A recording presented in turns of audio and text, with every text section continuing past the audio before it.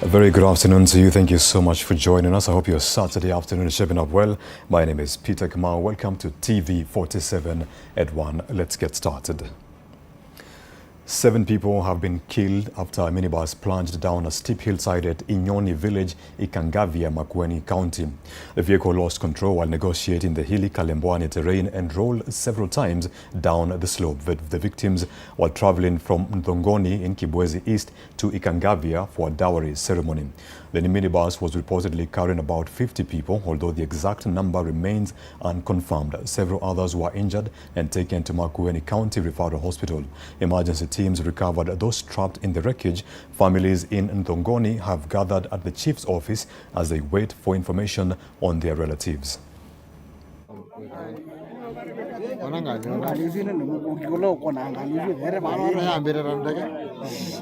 Jana tulipata accident mahali panaitwa Kalembwani, ambayo hiyo accident ilikuwa inahusu bus. Ilikuwa imebeba passengers wale walikuwa wanaenda ile inaitwa Chadhi kwa Kikamba ama Sherehe. Na hiyo accident ilipofanyika tulipata manusura 28 wale ambao waliweza kuchukuliwa wakapelekwa pale Matiliku Sub County Hospital, na hii hospitali yetu ambao ni Makueni County Referral Hospital iliweza kureceive manusura 41. Na pale pia tuliweza kupoteza watu 7 ambao waliweza kupoteza maisha. Kufikia sasa nataka kusema that Matiliku Sub County Hospital wameweza kudischarge ama kupeleka ama kuachilia wagonjwa waende nyumbani 5. Kwa hivyo sasa tuko na 13 kwa sababu 5 wengine wale ambao walikuwa critical waliletwa hapa kwetu Makueni County Referral Hospital. More than 12,000 elders from Mount Kenya East have endorsed Deputy President Kithure Kindiki as their political leader and kingpin of the region. Kindiki joined elders for the Njuri Ncheke Supreme Council, Nyagi Ndiriri, Kiama Kiamwembu, Ngome and Mwea Council of Elders for an extraordinary assembly at Membure grounds in Manyata constituency, Embu County. The endorsement signals a fresh push to consolidate political leadership in Mount Kenya East ahead of the 2027 general election.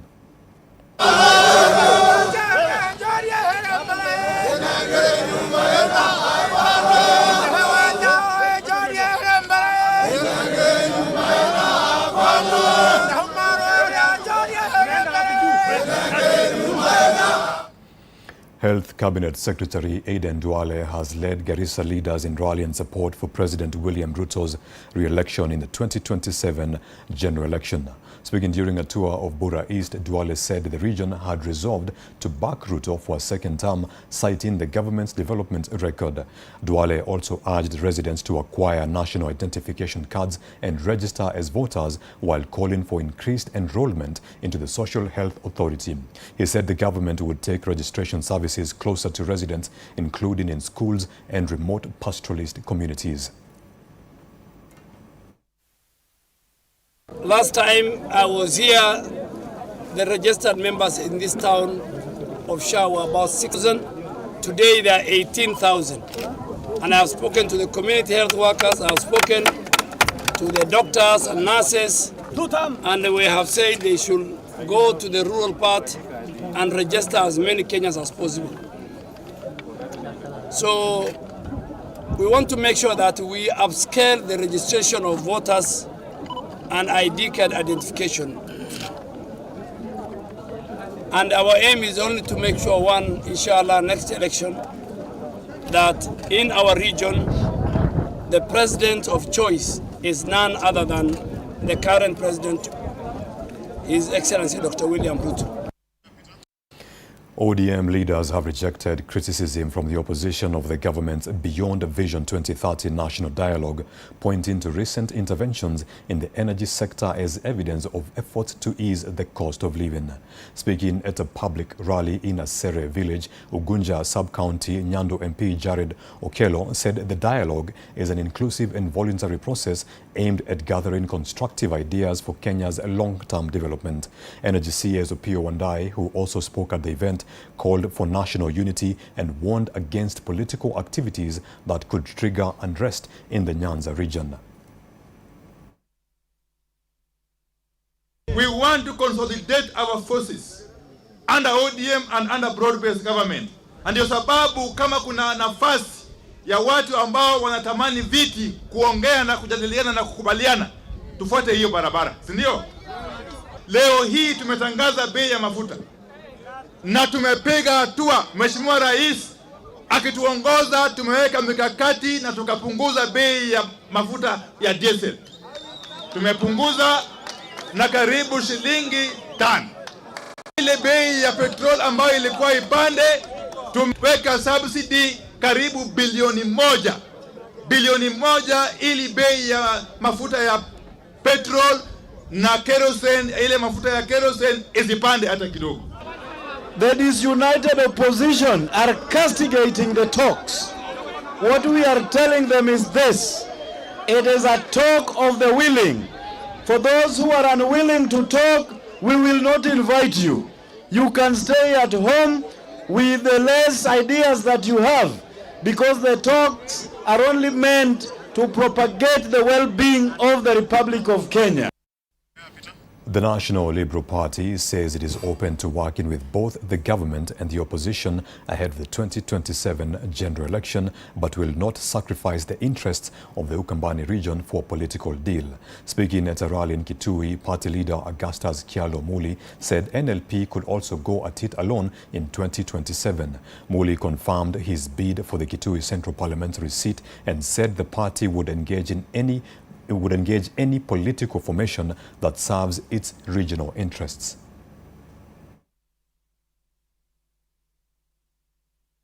Mimi niko hapa kuwasikiza nyinyi wananchi. Wananchi viongozi tumezoea kujitengenezea maneno yetu. Ati tunasema huyu ndiye wetu tumshono, lakini tunamshika mkono tuende wapi? Hawa wananchi wameamua, na sio mimi niwaamulia, wameamua nisiende kumpigia mtu magoti yeyote, iwe ni Kalonzo, iwe ni Ruto, iwe ni Gachagua. Sisi tuna heshima yetu, sisi tuna heshima yetu kama Wakamba. Sasa wale wanataka tufanye kazi, si watakuja tuongee. Elsewhere, Nairobi woman representative Passaris has strongly criticized former Deputy President Rigathi Gachagua, accusing him of political immaturity for allegedly using government insiders to leak information about government plans. Speaking during the opening of an exhibition on women and girl security, Passaris said it was embarrassing for a senior political leader to make uncoordinated and reckless remarks. Passaris also used the opportunity to commend President William Ruto's newly launched National Development Plan. President was bold enough to say, you know what, let me continue. The program was bigger than the leak. The leak is not important. The vision for Kenya is more important. And we went ahead. So wewe unajitam chest at a truthful man. Hakuna ukweli unasema. A truthful man will not go and try and get information the wrong way.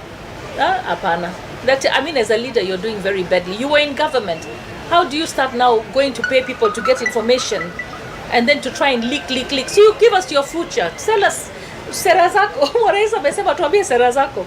Kama huna mpango, wachana na mpango za rais. Yeah, so when you fail to plan, you plan to fail.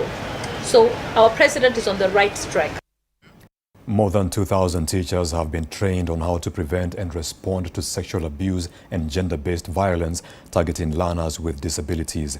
The training focuses on identifying warning signs, responding to abuse, and creating safer learning environments. More teachers are expected to undergo the training. KISE Deputy Director Anthony Mwangi said the institution plans to train more teachers to strengthen child protection in schools. A long time we never thought female. Really happy that this occasion has sensitized the teachers to go and safeguard our learners out there. We pay with a partnership with the ministry, with BAMBA and KISE, and we are looking forward to making this program even greater so that the children are not abused in school, they are not abused in their homes, they are not even abused in churches, because there are those occasions where in religious settings they have also been abused. We have cases of children with mental disabilities being abused, and then they won't even recognize the abuse. And what we're here to do is to help the teachers develop the tools to be able to support children, to be able to prevent, to report, and to take necessary action, requisite action whenever abuse happens, or even whenever the children are threatened. Not only zeroing in on gender-based violence, but we're also talking about all abuse that make these children not able to learn in the way that they're supposed to be learning. A year-long court dispute that halted the construction of a mosque and other community projects in Nanyuki has been resolved, clearing the way for the work to resume. The dispute involved plans to build a mosque, a cemetery perimeter wall, and acquire a house. A Nanyuki court has now allowed the project to proceed, with members of the Muslim community calling for unity, urging those who had opposed the projects to join them in realizing the long-standing dream of constructing a modern mosque for worship and community services. They say the vision has been in the community since the early 1990s and can only be achieved through cooperation and collective effort. Leo tuko na furaha, ni siku ya furaha kwa sababu ya kesi ambayo iliyopelekwa kwa kusimamisha msikiti isijengwe, ile fundraising ambayo tulifanya mwezi wa 9 mwaka jana. Ni zaidi ya mwezi wa kutokea kesi imeanza. Alhamdulillah, leo kesi imeisha. Kwa leo tuna furaha kubwa sana. Kuna mandugu zetu walikuwa wamepeleka kesi kotini ya kusimamisha msikiti, na hiyo kesi imeweza kutupiliwa mbali. Msikiti utajengwa. Ile kitu tungewaomba ni hao warudi upande wetu, tuenze kuendeleza nyumba ya Mwenyezi Mungu, kwa sababu ni ngumu sana ukiona mtu ambaye anapinga ujenzi wa nyumba ya Mwenyezi Mungu. Haijaisikika. DCP party leader Rigathi Gachagua has called for investigations into an incident involving his convoy in Nakuru West, where several vehicles were reportedly damaged during the party's rally. Speaking in Nakuru this morning, DCP Secretary General John Methu said several vehicles belonging to the party's leaders were vandalized as the convoy attempted to access Sokomjinga area. Methu called on security agencies to investigate the incident and ensure political activities are conducted in a safe environment regardless of party affiliation. Ile liga jana tumepata habari ya kwamba William Ruto alipanga vita hapa Nakuru kupitia huyu Susan Kiheka na bwana yake Mburu, wakapatia Arama pesa haribu mkutano yetu. Huyu Arama anajifanya ni mtu ya Jubilee lakini ni mtu ya Kasongo. And this will inform the way we did it with Jubilee. Because it cannot be mtu anajifanya ni wa Jubilee ambaye ndio anakuja kupiga mikutano yetu na mawe na crude weapons. It is not acceptable. Again, nimeambiwa Kasongo alikuwa anapigia gari ya kelele usiku. Ni kwa nini alishindwa kufaulu kama Arama? Ni kwa nini wewe gari ya unashindwa kufuruga mkutano town? About 150 meters from where we were attacked, there was a police Land Cruiser that was there. But the police had very strict instructions from the county commander, Mr. Samuel Boit, not to interfere with the activities of the goons. Sad that the topmost command of the National Police Service in Nakuru County would actually give such an order, because it is the work of the police to protect lives and property. Elsewhere, police in Matungulu, Machakos County have shot dead a suspect linked to the theft of an AK-47 rifle from an administration police officer in Mavoko last year. Police say 2 suspects were engaged in a gunfight at Masokani between Koma and Keno. One was killed while the second escaped with gunshot wounds and is now the subject of a manhunt. Matungulu, Machakos County have shot dead a suspected criminal linked to the theft of an AK-47 rifle from administration police officer in Mulolongo, Mavoko sub-county last year. The incident happened at a Masokani area between Koma and Kenol, where police officers engaged 2 suspects in a fierce exchange over gunfire. Hapa tukikaa hapa na tulikuwa tunafanya shughuli zetu za kawaida za maisha. Na tukasikia milio ya risasi imeanza kulia kutoka tukiwa hapa karibu, na tukikuja hapa tukapata watu wanabishana askari na hao watu walikuwa hapa, tumeambiwa ni wezi, na all of a sudden mmoja akaweza kupigwa risasi, ndio ameondolewa hapa saa hii na askari. A gunfight ensued between the officers and the thugs, resulting to fatality of one of the thugs who was armed with an AK-47. One of the suspects was fatally shot during the confrontation, while his alleged accomplice managed to escape despite sustaining several gunshot wounds. One of the gangsters escaped with gunshot wounds, and we are appealing to members of public, anyone who appears either within the clinics or seeking shelter, to report to any police station. Police have since launched a manhunt for the injured suspect as officers pursue him and continue with investigations into the incident. However, the deceased's body was taken to Kangundu Hospital mortuary pending further investigations and identification. I want to thank the Matungulu and the Machakos team for coordinating this operation because these criminals have been trailed for the last almost 1 week. They have been trying to run away from the dragnet of the police, but I think today seems to have been their last day, their 40th day.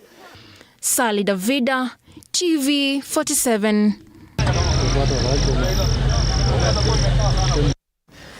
This is TV47 at 1. Remember, you can now catch us on our brand new digital platform, Vibe 47, available online and on your phone. Download it today via Play Store and App Store. Vibe 47 will feature entertainment, lifestyle, news, current affairs, and original shows, all tailored for you whenever and wherever. It places strong emphasis on Kenyan voices and everyday experiences while opening new opportunities for creators and emerging talent. Let's now take a short commercial break. I'll see you shortly. Stay with us.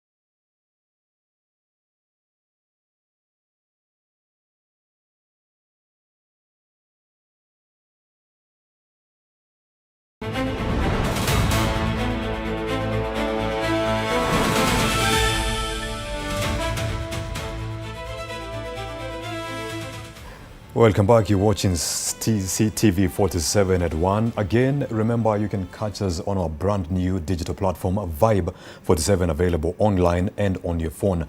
Download it today via Play Store and App Store. Vibe 47 will feature entertainment, lifestyle, news, current affairs, and original shows, all tailored for you whenever and wherever. It places strong emphasis on Kenyan voices and everyday experiences while opening new opportunities for creators and emerging talent. Now, 22 years after the Gatumba massacre, survivors and families of the victims are still demanding justice for hundreds killed in the 2004 attack in Burundi. Bajamulenge survivors gathered to remember the victims and renew calls for accountability, peace and protection of communities affected by conflict in the Great Lakes region. The community, many of whom are now settled in Kenya, is also appealing to the international community to help end killings, sexual violence and other injustices back home. Saying that it's their capabilities that... Tumeomba justice kwa Kongo. Kongo haikufanya kitu. Tumeomba justice kwa Burundi. Burundi haikufanya kitu. Tumeenda hata kwa Hague. Nimefika Hague. We dropped complaints. Lakini individuals cannot seize the Hague, the ICC. Ni government au Umoja wa Mataifa. Hakuna mtu aliyefanya kitu kwa hiyo. Na kwa mauaji yanayoendelea, sababu haikumalizikia ile wakati in 2004, mauaji meendelea wakiua watu wakisema ni Wanyarwanda wawafukuze watoke kwa nchi yao. Umoja wa Mataifa yani droit de l'homme, UN kufuatilia kesi hili na wajambazi ambao waliua baadhi ya wandugu ambao tumesherehekea siku ya leo kukumbusho yao huko Gatumba, washikwe na wasambishwe. Na hao ambao kuanzia kwa Chisegedi ambao nasukuma madrone na kuleta silaha kwa FDLR ambazo ni genocide ambazo ziliua watu Rwanda. Tena anazipa silaha. Analeta tena silaha kwa majimaji wanaitwa wazalendo ili waue community ya Wanyamulenge. Tunaomba justice ifanyike. The Democratic Party is calling on the Kenya Kwanza administration to complete unfinished Vision 2030 projects before launching another long-term development plan. The party says Kenyans should be told which projects were funded, how much was spent and what has been delivered. It also says the government should focus on implementation rather than blaming the previous administration for its failures. Kufanya tumbulemu watu wengine hata former Deputy President Ricky, they shouldn't blame. He is not in power now. Ile kitu ana point out, anajua, anaambiwa ni wa Kenya, hata yeye ni Mkenya, na sisi wote tunajua hiyo shinda tuko naye wa Kenya. If a new government is formed, the new government inasahau wale walikuwa kwa serikali baadaye. Wako na policy zao, wako na manifesto zao. Walisema tutafanya hivi, tutafanya hivyo. Ndio waonyeshe wa Kenya wasiingie kumblame former president, asiingie kumblame, wafanye kazi. The Chartered Institute of Procurement and Supply has opened its Kenya office in Nairobi as the professional body seeks to expand training and professional standards in procurement and supply. The Nairobi office will provide access to professional qualifications, membership and training for procurement practitioners and organizations in Kenya and the region. Speaking during the launch in Nairobi, CIPS Global Chief Executive Ben Farrell said they are firmly committed to the professionalization of procurement across the African continent and that Nairobi will host a Pan-African procurement conference on 2nd and 3rd March 2027, bringing together procurement and supply professionals from across the continent.